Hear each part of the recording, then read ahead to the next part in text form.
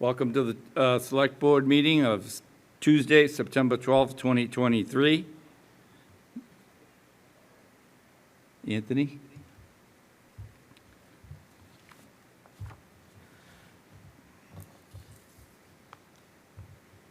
Pursuant to Chapter 2 of the Acts of 2023, an act relative to extending certain COVID-19 measures adopted during the state of emergency, signed into law on March 29th, 2023. This meeting will be conducted via remote means and in person.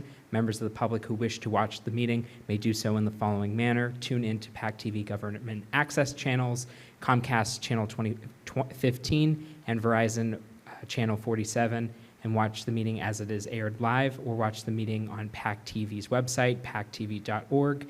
Members of the public who wish to participate in the meeting can meet us in the Great Hall, second floor, Plymouth Town Hall, or via a remote means. The Zoom link is on the agenda on the town's website under the agendas and minutes. Mr. Chairman. Thank you. At this time, please join the board in the Pledge of Allegiance to the flag. I pledge allegiance to the flag of the United States of America and to the republic for which it stands, one nation, under God, indivisible, with liberty and justice for all.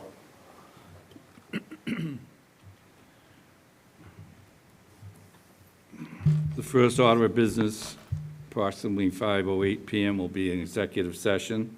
The Select Board would hold an executive session pursuant to Massachusetts General Laws, Chapter 30A, Section 21A, Clause 6, to consider the purchase, exchange, lease, or value of real property if the chair so declares that an open meeting may have a detrimental effect on the negotiation position of the public body. Do I have a motion? I'll make the motion to go into executive session. Do I have a second? Second. Motion by Mr. Blitzer, second by Mr. Canty. Mr. Blitzer? I vote yes. Mr. Helm? Yes. Mr. Canty? Yes. Mr. Mahoney? Yes. And myself, yes. The board will be returning at approximately 6 p.m. to open session. Thank you. Of Tuesday, September 12th, 2023. We're back to our open session. I'm going to move right over to licenses and administrative notes. The one license is for Tavern on the Wharf. And then we had 10 administrative notes, but we're going to remove 6 and 7 this evening. Those are not ready. So 6 and 7 will not be included in our vote or votes. I did get a call from somebody from Tavern on the Wharf explaining that this is for a fundraiser, and if they needed to be here, we could reach out to them and they would answer any questions. The Rotary Club is handling it for them at Memorial Hall. Wish of the board? I'll make the motion that we accept this license. Second. Motion by Mr. Blitzer, second by Mr. Helm. Discussion? All those in favor? Mr. Blitzer? I vote yes. Mr. Helm? Yes. Mr. Canty? Yes. Mr. Mahoney? Yes. And myself, yes, unanimous. Any questions or comments on admin notes?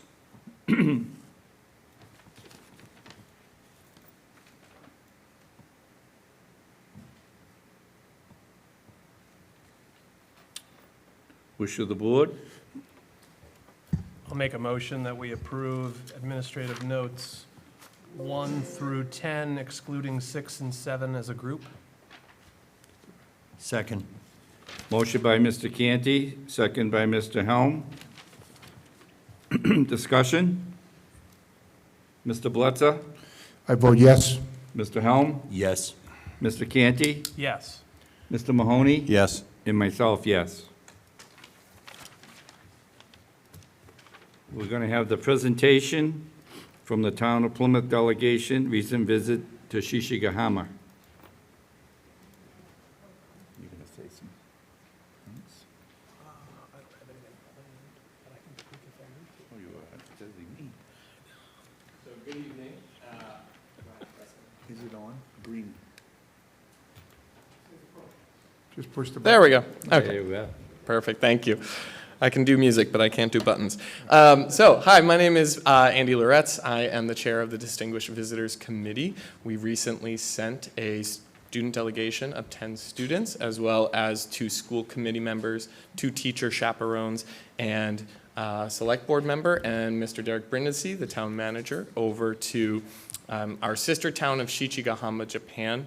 I am pleased to report that it went very well for all involved. We have a couple of students here tonight who will speak on that. And then we will also present to you the official gift that our friends in Shichigahama sent over to us as our town gift for us to have. And I did want to say I'm very, very proud of these students in particular. We had 4 orientation meetings to prepare them for this trip. They really worked quite hard prior to the trip in order to be able to attend this. They had to interview, they had to participate in fundraising events, and generally get the word out about what they were doing to the community at large. As you can see being presented on the screen, they had a lot of fun. These are just a couple of photos that Miss Savory of the school committee sent over. And we can also hear from teacher chaperone Miss Jackie Gervais, and also maybe Mr. Canty if he would like to speak on it. But again, the students did a marvelous job representing our town and really put their best foot forward in making sure that our 30-plus year relationship as sister towns is not only doing well, but is thriving. After the pandemic, we were concerned about international travel and how we would continue this relationship. We were doing things such as virtual delegations in the meantime, and this was our first delegation back, and it was really important that these students reset the tone, and I think they did that by leaps and bounds. So I'm very proud of them again, and I will let them have a couple of minutes each, if that's okay, to speak about their experiences as well. So if I could please ask our student ambassadors to come on up and kind of form a single file line, and we'll start with Jonathan, just because he's first. Go ahead. One second. Hello, my name is Jonathan Bird, and I'm an 8th grader at Plymouth South Middle School. My experience in Japan was amazing. The culture was rich, and there was never a moment where I didn't feel welcome. I think the best part of my experience was probably the little moments I spent with my host family. Nothing really significant, just kind of eating dinner, talking at breakfast, stuff like that. That's the moments where I felt that were really important. And the bigger things too were cool. We went to this amazing museum. We went to Sendai City, which was absolutely massive. It was an amazing experience, and I'm ever grateful for it. Thank you.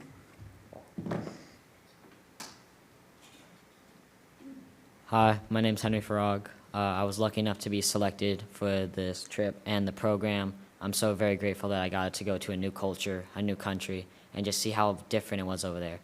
The biggest takeaway for me had to have been the food, because before I went, everyone in my family, including me, was nervous that I wouldn't like the food. But when I got over there, I really enjoyed the food, and that was one thing that I think that I'm never gonna. When I was younger, I never thought that I was gonna have like Japanese food or like sushi, ramen. But over there, I got to try it, and I got to see how much I like it, and see how I want to have it more, and maybe want to go back one day. Thank you.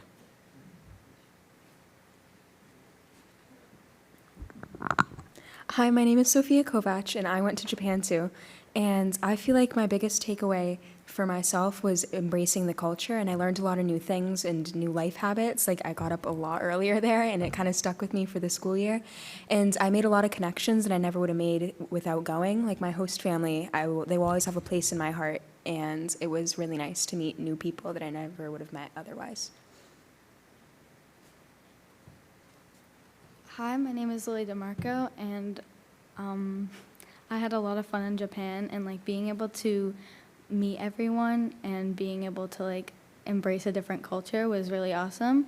And my host family was just so amazing, and they did like anything and everything they could to like make sure I had a great time there. and it was just really awesome experience to have. Hello, everyone. I'm Sam Emily. Thank you for giving me this opportunity to speak. I'm excited to share what a wonderful experience I had in Japan. I stayed with a lovely family despite their busy schedule, they were able to go beyond and above to take good care of me. My favorite part was probably going tubing. I got to eat such wonderful foods. There was so much, I could barely eat it all.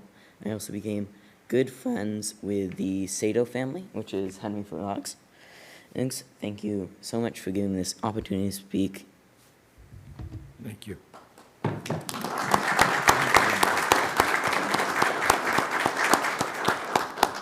And Ms. Gervais, I don't know if you want to speak as well. Thank you.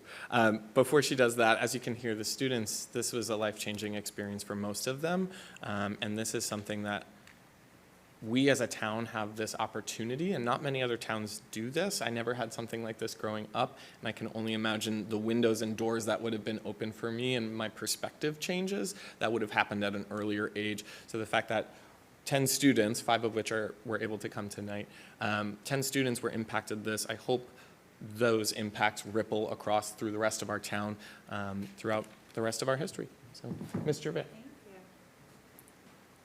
Hi, everybody. My name is Jackie Gervais, and I'm a literacy coach at PCIS. I had the honor of being one of the 2 teacher chaperones for these students. And I think leaving, both Mrs. Vino and I were just talking about how proud we were and how proud our Plymouth community should be of the students that we took with us. They were able to put themselves out there and just be vulnerable with their families and really take in the whole experience. And I think they were able to get so much out of that with their families, meeting new people. So we were just so proud in general. So one of my favorite parts is a couple days they were with their families, and we had the students send some pictures of what they were doing, and they were just so different, like what each kid was able to do with their families. We had people were at the beach, people were boating, people were at baseball games. They were doing arts and crafts, making traditional foods. And these are just from 1 or 2 days where they sent us these images. So just seeing what they were able to get out of the experience was such an amazing experience for me. And as a teacher, one of my favorite things that we did is we were able to participate in a professional development with Japanese teachers and administration. We talked about issues that I think that as educators we all think about all the time. But the theme was how do we make students' dreams come true? And it was so empowering and so powerful as an educator. So, but yeah, my favorite part was just seeing the experiences that the students were able to have. Thank you. I don't know if Mr. Canty or Mr. Brindisi want to speak to anything as well. I don't want to put you on the spot, but feel free if you would like to.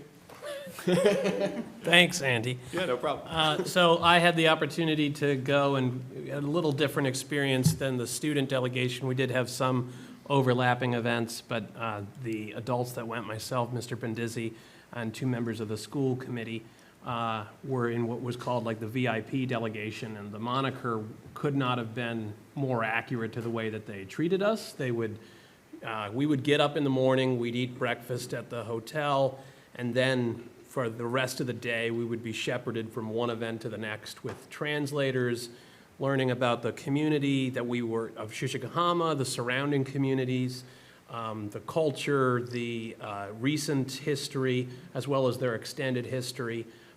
Dating back, we saw one area that was over 800 years old, a shrine in Matsushima. We saw the areas that were devastated by the tsunami in 2011. We saw community groups that had formed in response to that. And it was stunning how much they were doing for us, and how enthusiastic they were about having us there at all of these events. It was also very encouraging to see how, from the outside looking in, how well the student delegation was doing, and they seemed to be getting along very well with their families, both the adults as well as the kids. A lot of these families had kids of various ages, and to see them interacting as if, they were cousins on a family vacation as opposed to somebody that just met 3 days ago. And the families seem to really be treating our students like they were part of their own families and treating them to the best that they could offer. It was somber at times to see how much Shishigahama had been affected by what happened in 2011. We would go around, we're used to in Plymouth going around and seeing areas that date back to the Pilgrims, that, you know, the Oak Street School over here is historic because it's 100 years old, Hedges 110, the North Street Fire Station. They have large sections of their town that are 12 years old because they were devastated by what happened in 2011. And you go around to see the buildings that are there now, and there's marks of, this is how high the water level was. And that was very, you know, we have a lot of problems in Plymouth, but we've never had to deal with that. So we're lucky in that regard. But we had a lot of similarities with them as well. We had an education summit where we talked about concerns for students and the concerns of Japanese educators and administrators and officials for how to build better citizens and happy and productive members of their society, as opposed to just people that can recite a bunch of facts, are very similar to the same concerns and thoughts that we have here in America, even though we were literally on the opposite side of the earth. So it was encouraging to see how much similarity there was and to connect on sort of a human level despite the vast differences in our culture, our food, our climate. It was very muggy there. But it was truly a remarkable experience and something I was very happy to participate in myself and to see the student delegation too. And I can't thank the town of Shishigahama or certainly our translators who made it all possible for us to understand what was happening enough for everything that happened while we were over there. Thank you.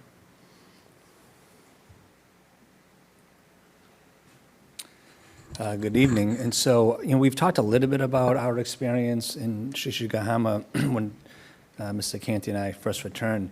And I'm not going to repeat all the experiences. You guys all have heard the experiences, both what the students have shared and what Mr. Canty have shared. But I can tell you, though, when I was the assistant town manager here 5 years ago, I often heard about the sister city relationship with Shishigahama, and they never had the opportunity to experience it. And then you see the artifacts on the fourth floor, and you still don't really get a sense of, you know, what is this really all about. And I can tell you, with all honesty, that you have to go to Shishigahama to truly understand the bond between the two communities. I've had the opportunity, I said this in Japan, I've had the opportunity in my Air Force career to travel to places like South America, Central America, and Africa. And this trip is by far and away the best experience I've ever had. And we've made lots of friends, we made colleagues, joking that they're 13 hours apart. So when I'm up at midnight, I have someone I can text who's awake, you know, at noontime back in Japan, like the mayor, for example. So I am looking forward to them returning and us hosting them. They have set the bar extremely high. I know that VSB has already appropriated, they've doubled their appropriation for next year. I hope that we can do that through the budget process this year, and the school committee can support that so we can double the resources that will be necessary in order to deliver on the standards in which that we had the opportunity to enjoy. So I'm looking forward to for you all to meet them next year and hosting them in their delegation. So, but it was definitely, I would say, the best experience I've had in my life.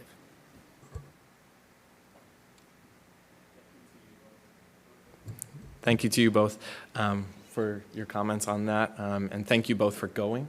It really meant a lot. I know before you guys went that they were very excited to have the representatives from the town as well, so thank you for both attending. And also thank you to the other members of the committee who helped put this together for everyone, including Mr. Steve Leiden, Visitor Services Bureau Chair, and everyone else on the Distinguished Visitors Committee, especially Ms. Kim Savory, who was integral in all of this, and also the secretary over at Central Office, Janine Daly, without whom none of this would have really been possible, especially from the records and bookkeeping aspect of this. Our final thing is they did send the official gift. And so I'm going to read what it says and then present it to the board. So it says, "To our beloved sister city of Plymouth. This time, the gift to Plymouth is a Sendai Tansu Fubaku, which is a traditional paper file made in Sendai. Sendai Tansu is said to have its roots in a piece of fittings made by a master carpenter when Date Masamune, lord of the Date clan, built Aoba Castle. Sendai Tansu chests are characterized by the ornate metal fittings decorated with gorgeous ornamental ironwork and the beautiful, moving, lacquered finish. This piece's metal fittings are in the design of a dragon, and the box is decorated with the auspicious vermilion lacquer coating, which is said to be a color that brings good fortune in Japanese culture. We are sending this artisanal gift to Plymouth with the wish that it will bring happiness to the town, from the town of Shichigahama." And so I will open this up in a moment, and I figure maybe we can take a small photo op if that would be possible. Thank you.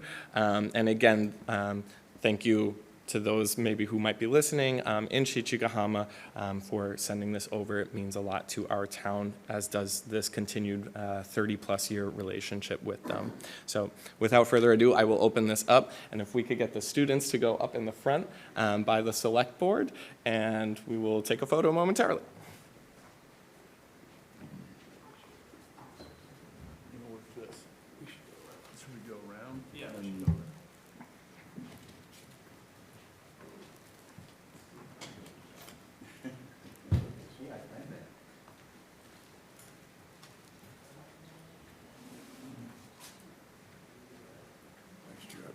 Thank you.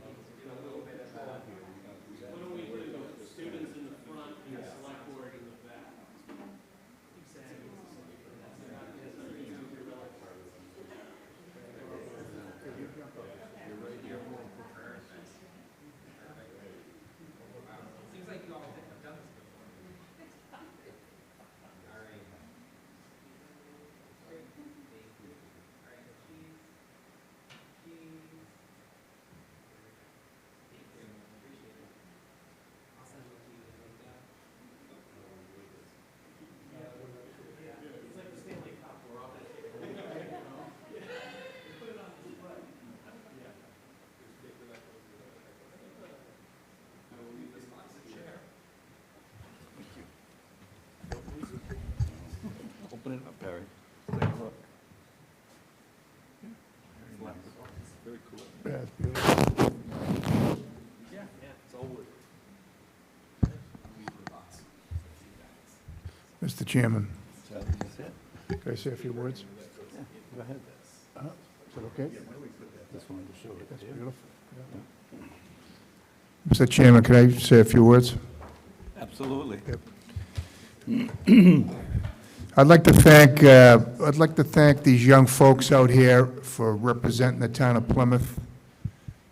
It's obvious that you come from great parents, great families, and I want to give some credit to our school system, because you're products of our school system, and I commend your teachers and all the officials in the school system for giving you an education. You were very articulate and very mature, and I'm sure your representation in Japan was incredible, and you made Plymouth proud. And I'm so proud to be an elected official of Plymouth because of you folks. So, and it's because of you that there are going to be students in a couple of years going over it. This program will continue because of young ladies and gentlemen like you representing our town. So you should be proud of yourselves, and you should be proud of your parents and your teachers too. Thank you. Mr. Helm? And having been on the Distinguished Visitors Committee at the time this all came up, and the amount of work that it took in a very short period of time, there is someone who did not thank themselves. And I need to thank him right now, because without him, this never would have happened. And he's sitting back there, and his name is Andy Lawrence, and he is, I don't want to say 100% responsible, but he is extremely responsible for this happening. So thank you very much, Andy, for your leadership.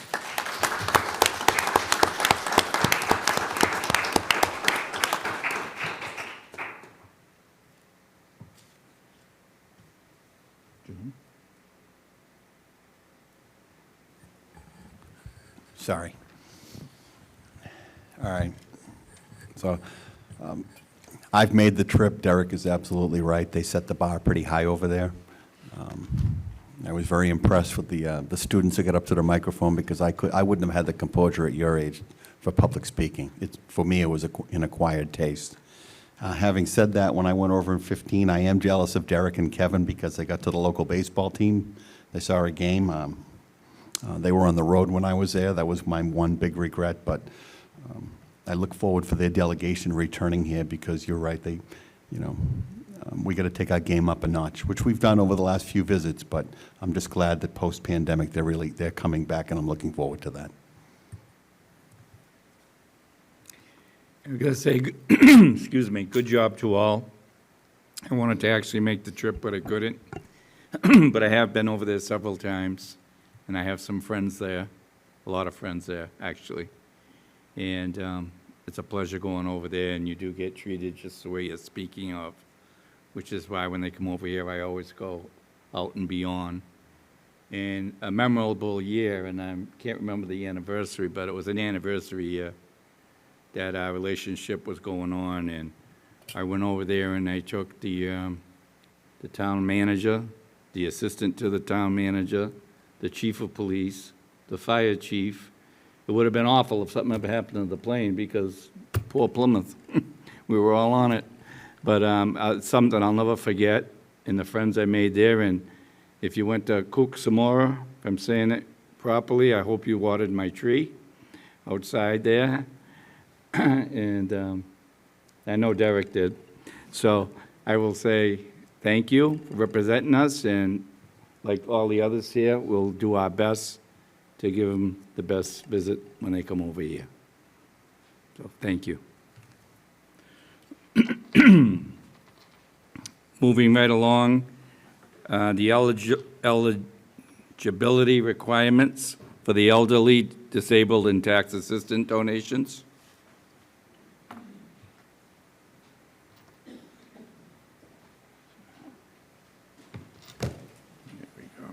Good evening.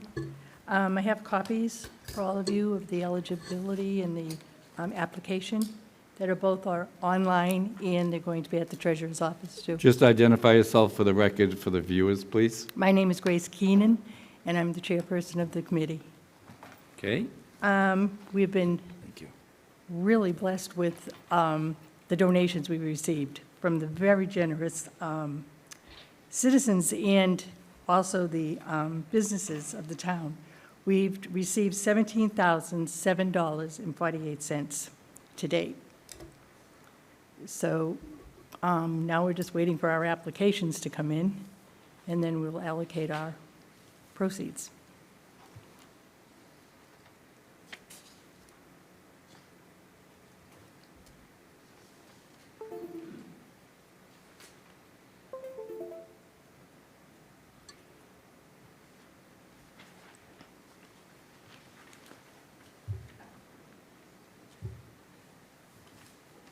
Does anybody have any questions? Questions from the board? Charlie? Thank you, Mr. Chairman. Yeah, this is a great program. How many applications have you gotten for help? As of today, just one, Just one, okay. but they just started on September 1st, and they'll Right, go so- through but till the 3rd of October. But word will get out. And what kind of assistance were they looking for? It's, the maximum that they're going to be able to receive is $1,000. The criteria is, very simple, and it's, application that they have to fill out. Requirements have to do with their income, their Right, property I was just ownership and all reading that. yeah. Mhm. It's, every little bit helps, and that's great. Absolutely, And it sounds like you got enough to get going, but we do. we got to get you some more money too, so you have plenty, once this takes off, people are going to be looking to help. We hope so. Hopefully, the economy gets a little bit better, but, But I think at this time, right now, where the economy is tough for everybody, that it's Right. important that people do apply if they're eligible. and the fixed income people are the ones that are looking for it, so. Correct. It's probably not going to change much for them. Probably not. So, yeah. Well, good, keep up the work. It's a great program. I'm glad, Thank you. I'm glad we come up with this, so I am thank you. too. Thank you. Any other questions of Mr. Canty? So you said the maximum somebody could receive is 1,000? Correct. So will there be like a gradient Correct. system between like? Well, what we're good, depends on how many applicants we get and what we have for funds. Okay. And then we'll be able to distribute it accordingly. So would the division be purely based on the total number of applicants? Correct. as Everybody opposed is to- equal. Everybody is equal, Mhm. okay. Thank you. Is this application online? or- It is online and it's available at the treasurer's office also. It is. And all applications have to be submitted by October 3rd, or either here at the treasurer's office, or else they have to be postmarked by the 3rd Of October. of October. So maybe you could come back and visit us after October 3rd and give us an update of how many Absolutely. residents actually Have applied? exactly, or, what the percentage is, or let Derek know, but, if you don't mind coming in, Oh, come on in. absolutely. And Yep. I'm just curious, make the public aware of what's out there. And Oh, what- I appreciate that. That'd And be you did a great. very nice job, very, Thank you. My committee is wonderful. yeah. Okay, Thank you very much. very much.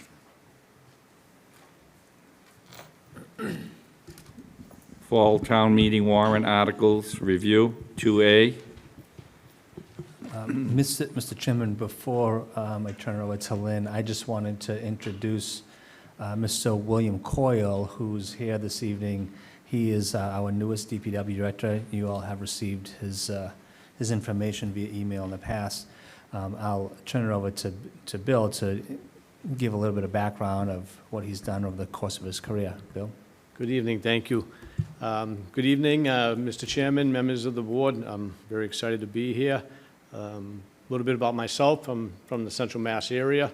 I have 27 years of municipal experience, 11 years with the state with Mass DOT, 13 years as a DPW director and town engineer in the town of Auburn, and a little over 2.5 years with the city of Worcester as deputy commissioner. And I can tell you I've spent the past couple weeks, it's my third week now, meeting the DPW staff, meeting the department heads and all the town employees, and I can say I feel very welcome here. The tremendous staff. I'm very impressed with the leadership, impressed with the meetings I've had with the department heads and their staff, and with the DPW staff, the division heads, the employees, very hardworking individuals. When I come to work, everybody's out working, they know their job, and they're hitting the ground running. I've been spending some time going over a lot of the important projects that we have ongoing, and there are a lot of them, which I'm excited about. I like to be busy, I like to get involved in projects, and Plymouth certainly has its share of projects, whether it's the Water Street sewer project, the 4 miles of water main that we'll be replacing, the ball fields that we're going to be building, the bridges that we're going to be building. There's just so much work in town, and I'm very excited for that, and be happy to answer any questions that you may have. Any questions from board members, comments? Mr. Blitzer? Mr. Coyle, welcome aboard. You're jumping right into the fire. It's a busy town, and the word I heard when I was running for office a couple of years ago was how unique our town is. And you can underline that unique. But in this room right now, a lot of the department heads, and it's a great team, and you're joining a great team. You're going to be, I saw your resume, and I've heard great things about you, and I'm looking forward to seeing, seeing you in action, and because you're gonna stay busy, that's for sure.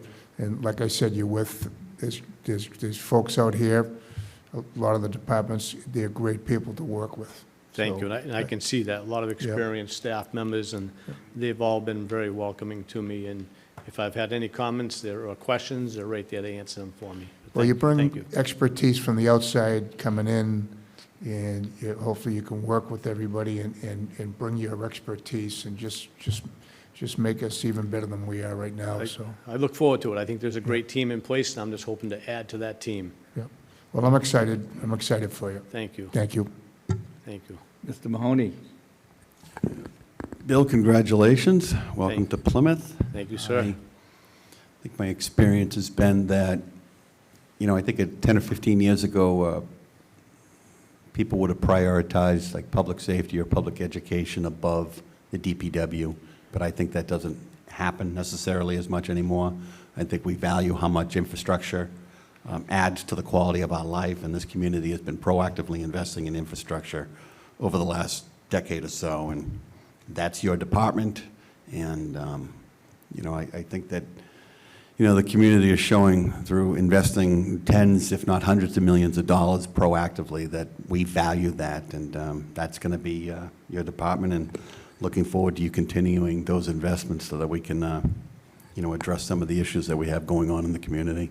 Well, thank you, and I certainly can see the amount of the investment that the town is making into the infrastructure, and it's not unnoticed, and it's appreciated. It makes our jobs easier in the long run, that if the facilities are maintained well and we're upgrading the facilities and the infrastructure, we have less sewer main breaks and less water breaks if we have newer infrastructure, and it benefits the general public.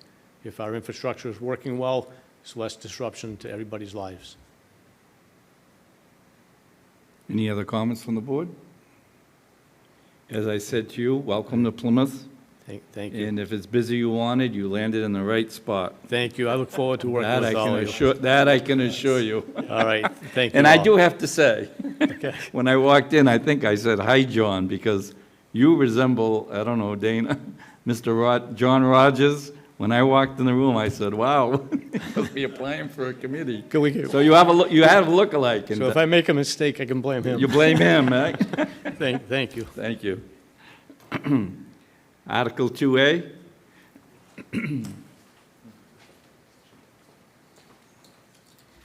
So I'll just introduce, so Article 2A is about 10 different departments have some line item adjustments to their budgets that were voted in the spring town meeting. In your packets tonight, there was backup memos explaining the reasons for these adjustments. The departments are here tonight, either here in person or through Zoom, to answer any questions that you may have. Any questions for Ms. Barrett? Mr. Canty? So, sorry, Lynn, to ask immediately after you sat down.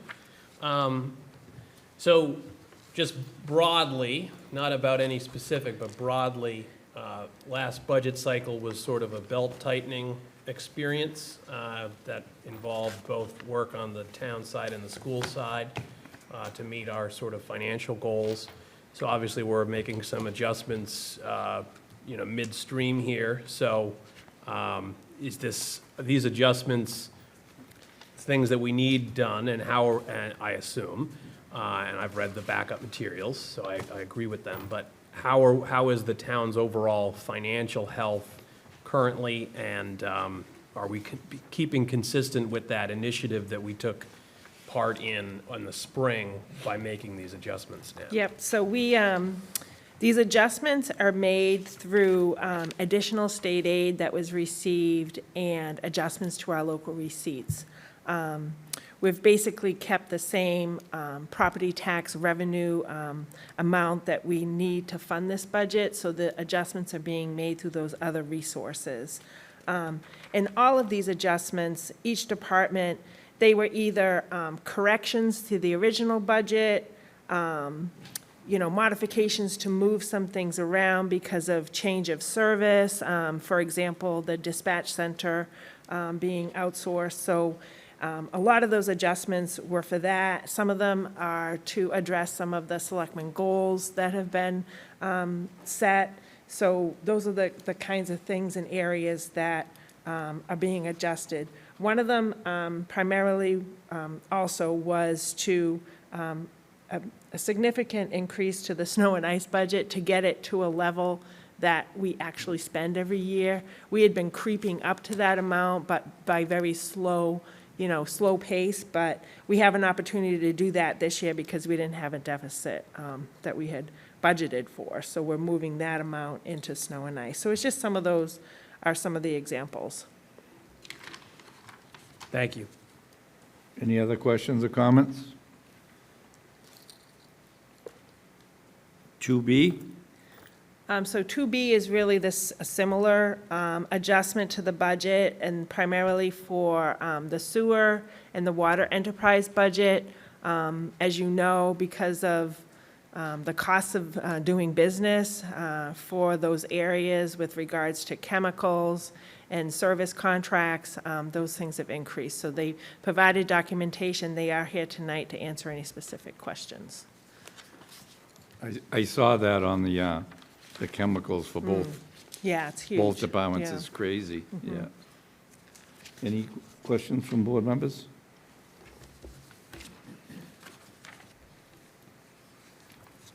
Article 4, capital recommendations. Are you going to vote all of them, like, at the Well, end? or- can we vote, move them all, or do we have to vote them individually, I believe? I mean, it's easier to vote them individually, but you certainly could vote them as a slate unless a board member wants to pull them out.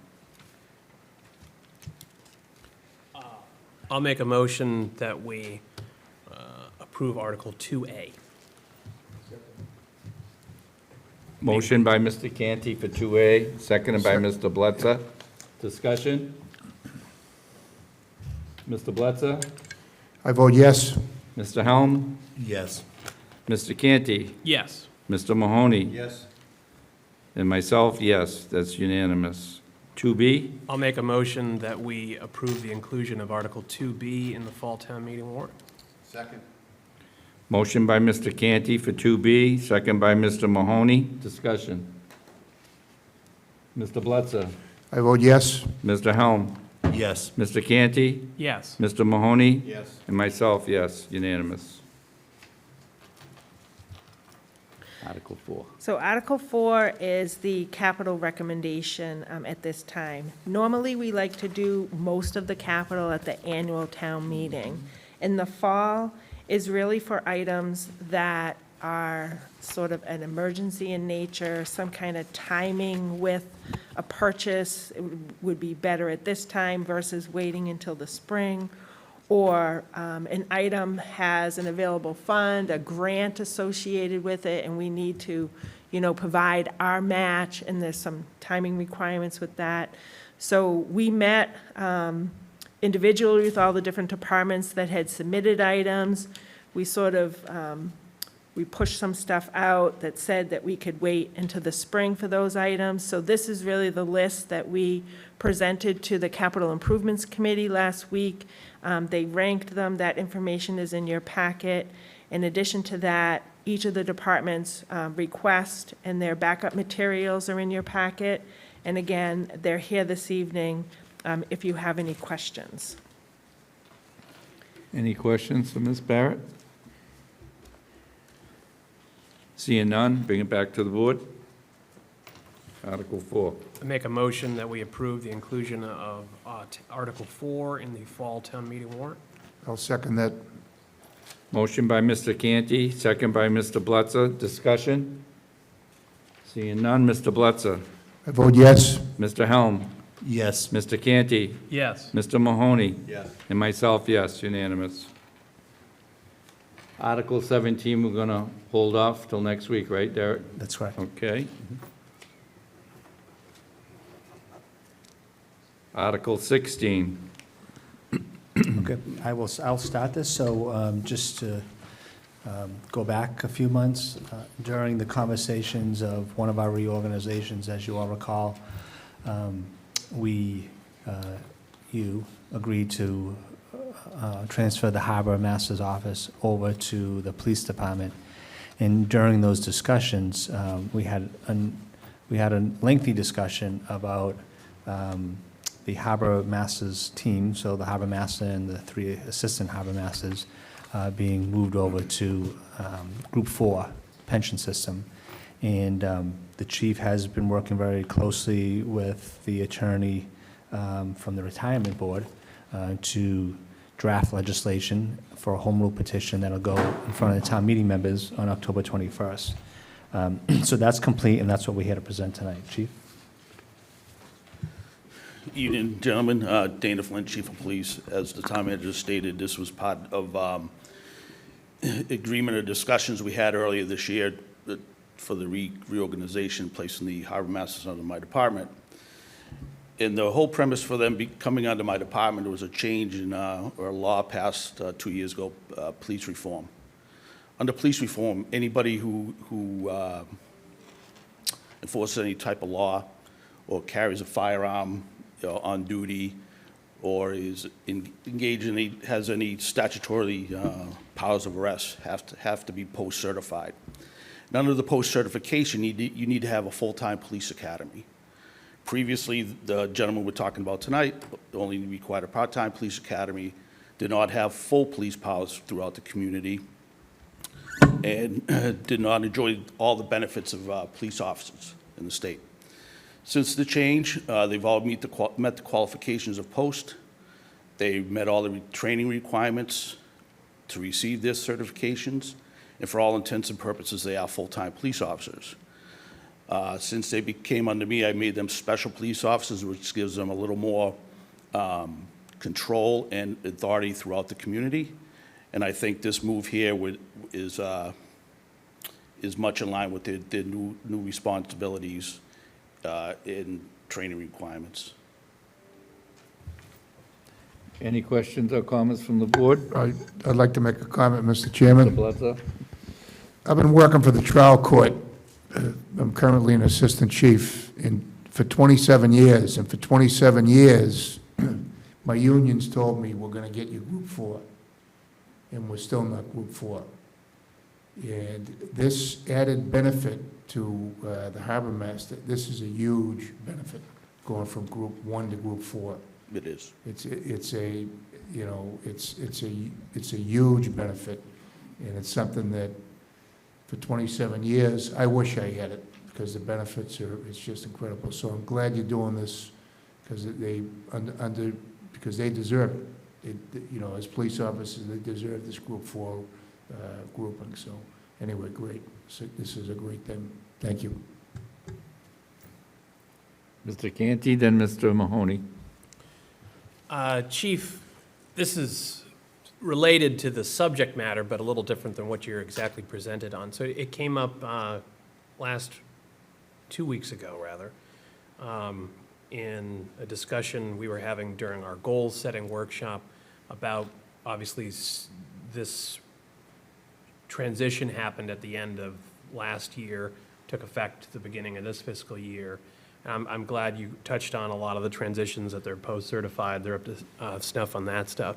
It was mentioned, though, that there was still some admin work that's being done by, I think, the former admin from... For billing and payroll? Correct. We discussed that today, as a matter of fact, and that should be rectified by November 1st. November 1st? Okay, great. Thank you. That's good to hear. Yeah. Thank you. Chief, I know I'm fully supportive of this article, and this was part of the discussions we had with respect to the change in the structure. This has been talked about before. Is there a reasonable expectation now that this will pass up at Beacon Hill? I can tell you that I have had conversations with members of our state delegation who feel confident that they can convince their colleagues to vote in favor of this.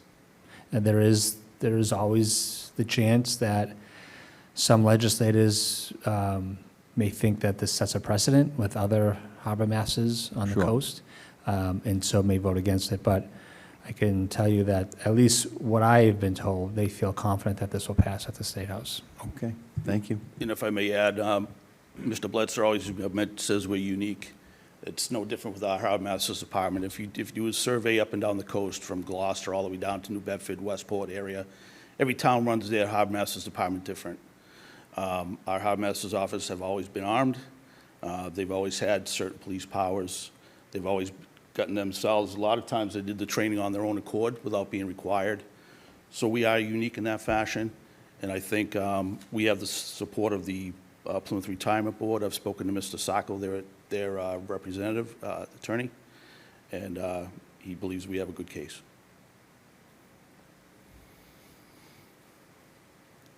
Thank you, Chief. Thank you.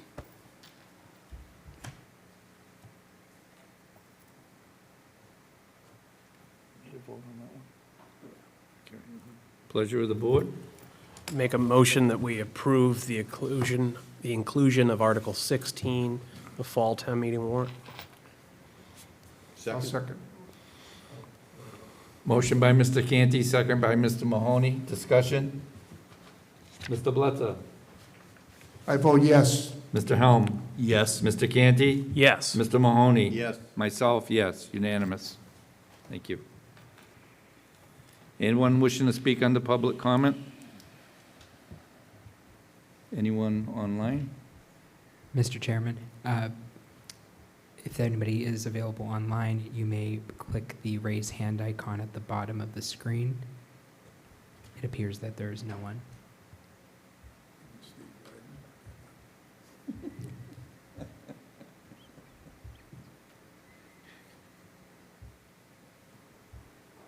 Seeing none.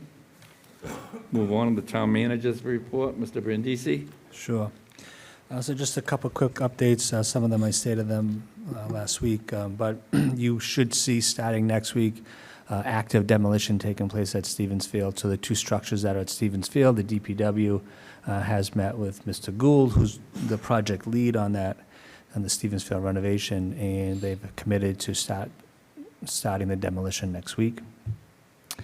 Moving on, Mr. Mahoney and I and Mr. David Gould will be attending a tour of the lighthouse over at Saquosh with the Government Services Administration this coming Thursday.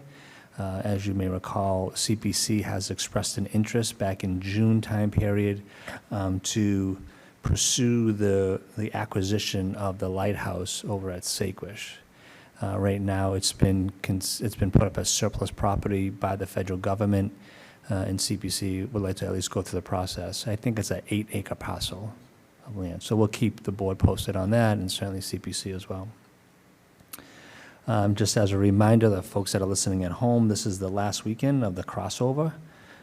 So it'll be closed at the end of this weekend. Some good news, as you can recall, last year the town for the first time participated in the Chamber of Commerce's annual Halloween trick-or-treating event on Court Street. So the Morale Committee is actively organizing our participation again this year. So the good thing is on Tuesday, so we'll be open till at least 6 o'clock for our folks and children to come trick-or-treating. So this is my plug for individuals who want to donate candy to Town Hall so we can distribute. We're happy to accept donations. Mr. Brindisi? Yes, sir. My company's donated the candy last year for you, and be more than happy to do it again this year. We appreciate that. You donated, I think, about a dozen big cases of candy last year. Yeah, so we Mrs. appreciate Cavaco that. was in charge. She does things in a big fashion. That's right. So we appreciate that. And Go big or go home, Betty. We've already received phone calls last week from parents asking if we're going to participate again this year. Yeah. So as you know, it seems like we continue to get these extreme rain events as of late. You saw what happened in the news last night in Leominster. They had severe flooding in central Mass, which is unusual given that it's not a coastal community. And so working with our fire chief and his emergency management director, we are actively monitoring Hurricane Lee. We don't have any clear information just yet. We expect to learn more over the next coming days as to the track of Lee. but we are expecting certainly heavy rains and high winds. And with all the heavy rain we've had as of late, certainly we're concerned about power outages because of downed trees. So we'll keep the community cued in as to what we're expecting, and certainly we'll have resources mobilized to respond to any type of emergent event. I want to thank the Fire Association for really organizing a great September 11th event yesterday over at the memorial. We had Congressman Keating was in attendance, Rep. Lenacha was in attendance, Rep. Muratori was in attendance, Selectman Bledsoe was able to speak on behalf of the board as well. And Rep. Lenacha's husband, who was a New York City police officer, was the guest speaker yesterday. So he's now a police officer in Kingston, was able to talk about his experience at 9/11 22 years ago. So again, it was a great event, and thank the Fire Association for pulling that together. Just as I know I mentioned this a little bit last week, but we just appointed 6 new officers yesterday. 5 of them will be entering the police academy at the end of this year, but that still leaves us with 8 vacancies at the police department. So again, we'll continue to work through the civil service process, which is cumbersome to say the least, to fill those vacancies. On another note, we hit a milestone, good or bad, depends how you look at it, where our co-response team at the police department, so we have, as you know, 2 clinicians who work at the police department that respond to mental health calls for service. As of last week, we hit our 500th call for service. These 2 clinicians started their work a little over a year ago, so April of 22. We've already had 500 calls for service. And as you all voted a couple weeks back, we want to add a 3rd clinician for the 3rd shift. And so we'll be working with the chief on that goal over the course of the next 12 months. Just as a reminder, the Bartlett Road Bridge project, we're expecting to begin in November. Again, this was a highly discussed and important bridge reconstruction project, and we're tracking to start in November. So we'll keep folks posted on that one. And then last, I just wanted to bring up, as you all know, yesterday was the last of the MBTA town hall discussions led by Mr. Lee Hartman. Now that that's complete, we are hoping, Mr. Chairman, to have a joint meeting with the planning board on October 25th, which is a Wednesday, if the board so desires. Yeah, now that you bring that up, I did speak with the chairman and told, but I've had some health issues, so October will work fine. October 25th, okay. Yeah. So we'll plan for that then. Yeah, sure. Pending any questions, that's all I have for this evening. Any questions for Derek? John and Charlie? Derek, thanks for the update, especially on Stevens Field. That one has been, I think, almost 20 years in the making, so that's significant. But is it also going to close down as soon as they go into demo and they're mobilized? That is off limits to the public, correct? Or no? That is correct, right. Once they start the demolition, they're going to close the park down, yes. Okay, so they close the park down, and that probably should take us, weather permitting, through the majority of the 24 season? According to Mr. Gould, they're tracking to reopen the park July 1st of '24. Okay, all right. That's good. That's great news if that happens. So that's fantastic. Thank you. Mr. Chairman, I have a comment. The resource, the mental health resource that's riding with the officers, it's probably one of the greatest programs that we've enacted with the police department. 500 calls, it's just amazing. And I just wanted to make a comment that I was at the Cal the other day and talked with Michelle Brady, and she brought a young lady out from Bridgewater State who was volunteering. She's a clinician, a student that's volunteering twice a week. And I think that is fantastic, helping the seniors. That's so, I was very excited to meet her, and I think that's going to be a great program. So that's great, thinking out of the box. I don't know if that was Michelle that did that, and I want to give her kudos for that, and whoever else was involved. So Then I have a couple of questions. The number one question I hear from everybody in town is, when is the spire going to be done? Does anybody have any idea when it's going to be done? I told them sometime. I can tell you what I was this decade, told, this that they were century. supposed to be complete with all their work by the end of November. End of November. That's what I was told, but when I look at the progress or lack thereof, I question whether or not that's a real target date. Right. And the other question is that you brought up the lighthouse over at Saquosh.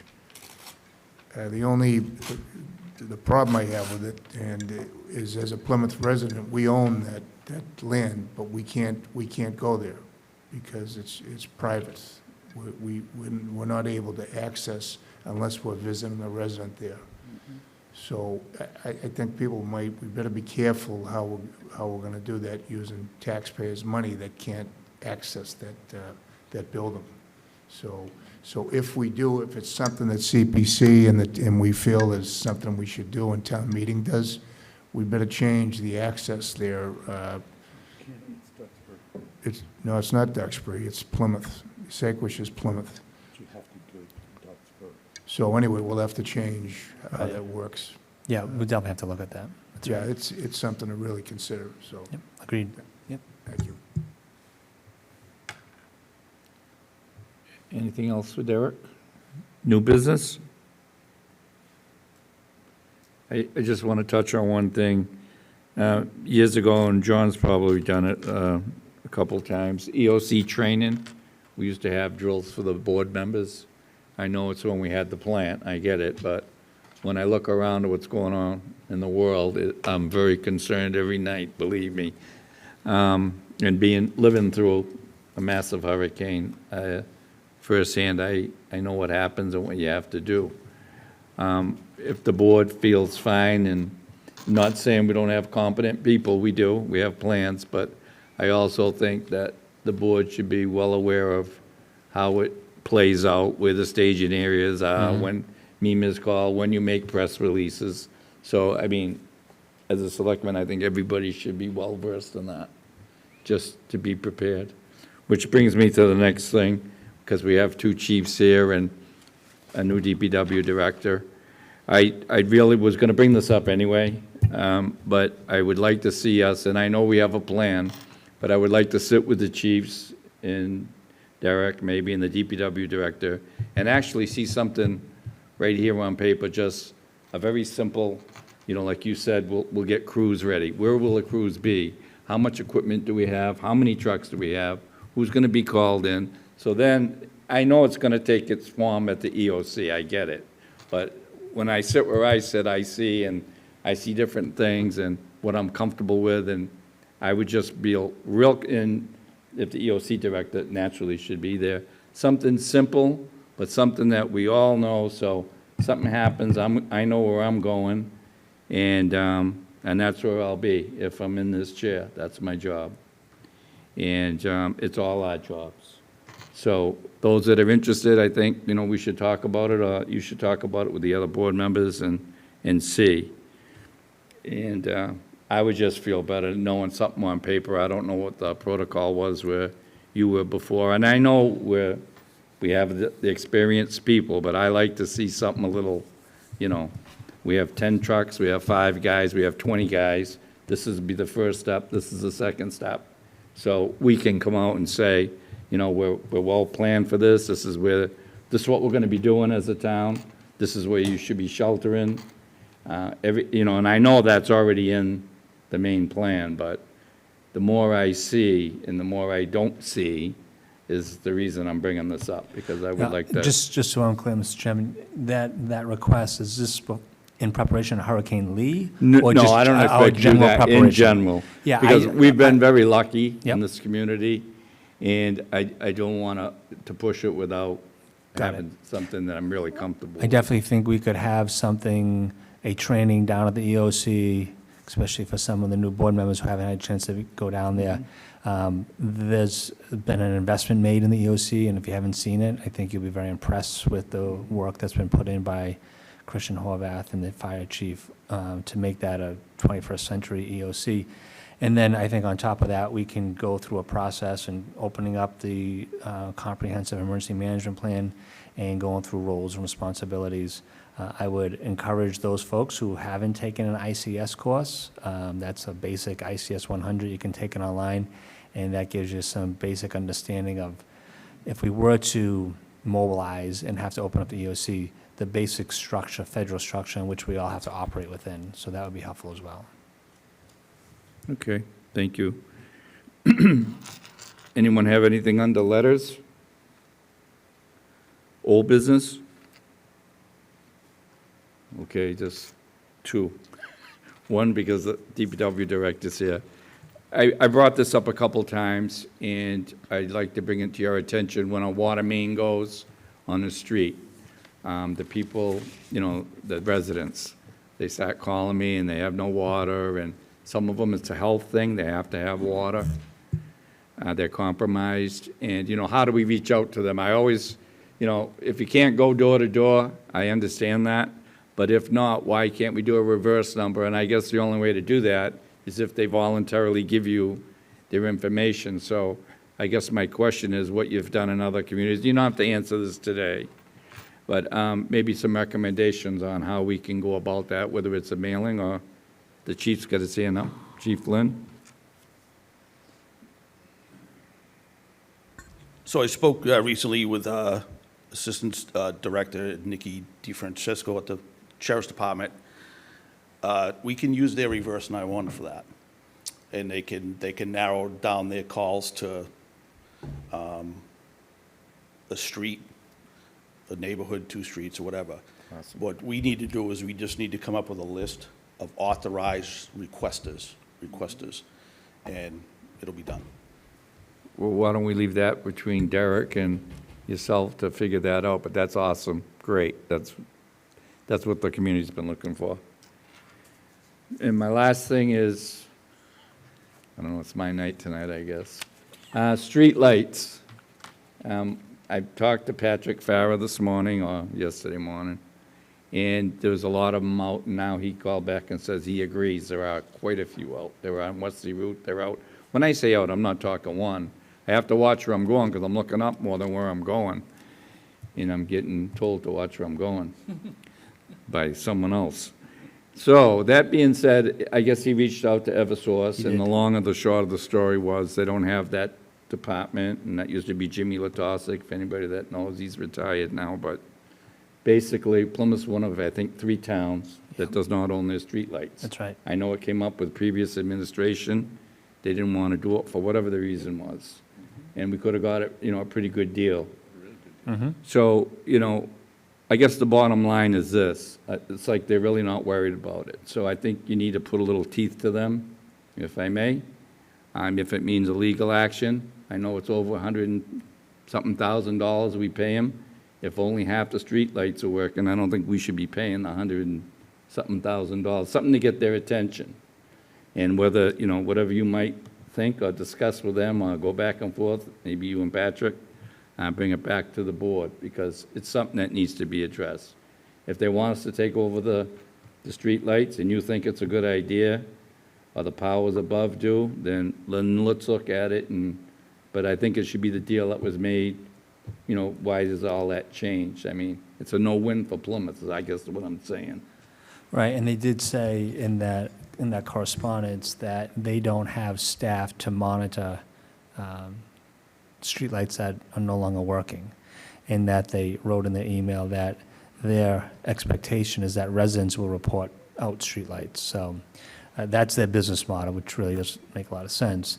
And then they also wrote in that email, to your point, Mr. Chairman, that we are one of only 3 communities that haven't purchased the streetlights. And you know, Patrick Farah came before the board, I want to say it was an April time period, and did a fairly in-depth presentation on what it would take for the town to acquire the streetlights.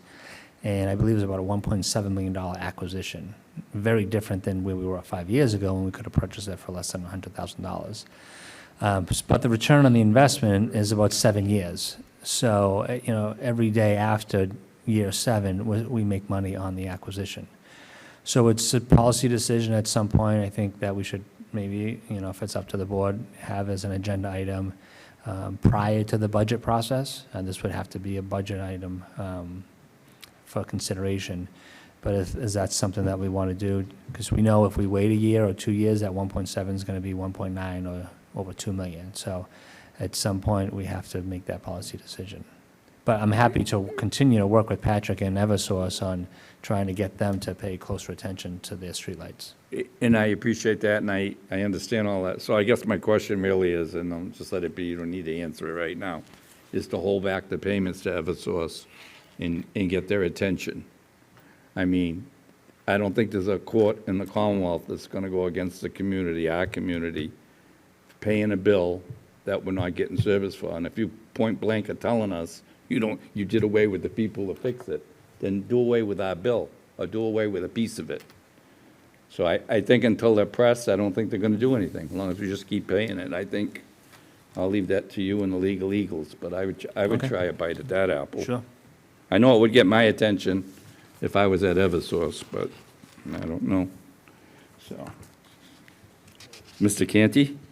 I would, with that, my only concern, I agree that we want the lights to work for people.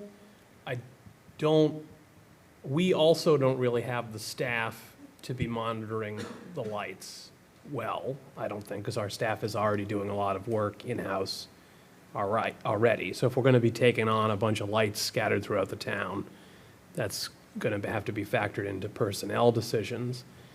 Also, the prospect of buying a bunch of lights, many of which are not in good working order, is not particularly enticing. So that the relative state of repair, these aren't a bunch of Cadillacs, a lot of them are a bunch of old, beaters that have been running on fumes for a number of years. So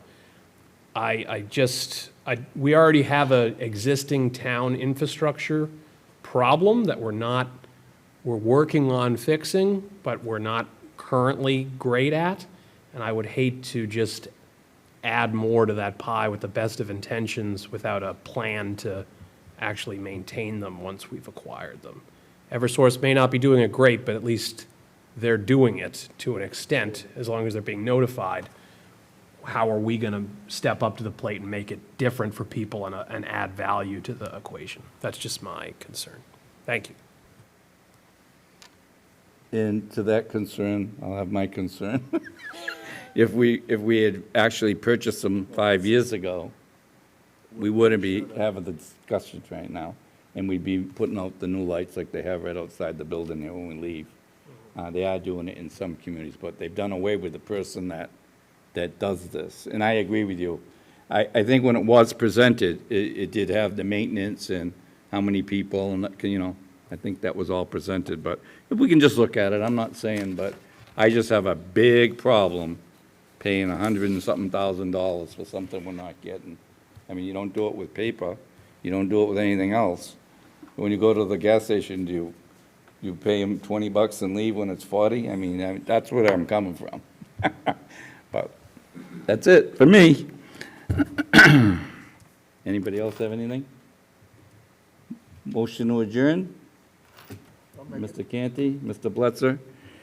I just want to touch on why I'm in dress-down mode. I've had an illness, and I'm battling with it, and I'm going to win. And I might be like this for a couple weeks, so just bear with me. As soon as I can suit up, I will. I'm not on vacation, but it's just a situation I'm in right now. So thank you for watching. Have a good week. Thank you.